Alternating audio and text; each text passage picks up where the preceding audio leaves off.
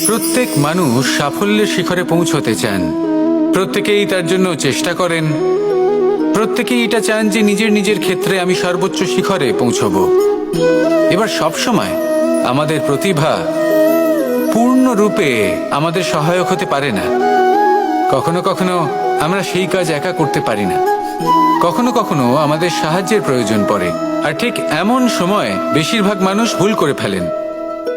আর ভুল হলো এটাই যে কিছু ব্যক্তি এতটাই তাড়াতাড়ি সাফল্যের শিখরে পৌঁছতে চান যে কারোর হাত ধরে পরবর্তী সিঁড়িতে ওঠার বদলে তিনি কারোর পা ধরে ওপরে যাওয়াটাই শ্রেয় বলে মনে করেন।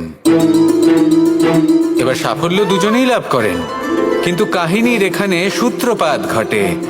যে ব্যক্তি কারোর হাত ধরে ওপরে পৌঁছন সে অন্যের জন্য নিজের হাতটা বাড়িয়ে দেন, তাকে সাহায্য করেন, তাকে প্রেরণা প্রদান করেন।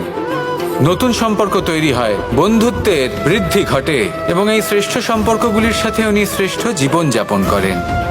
অন্যদিকে সেই ব্যক্তি যে কারোর পা ধরে সাফল্য অর্জন করেছিলেন সেই ব্যক্তি শুধু একজন দাস হয়ে থেকে যান।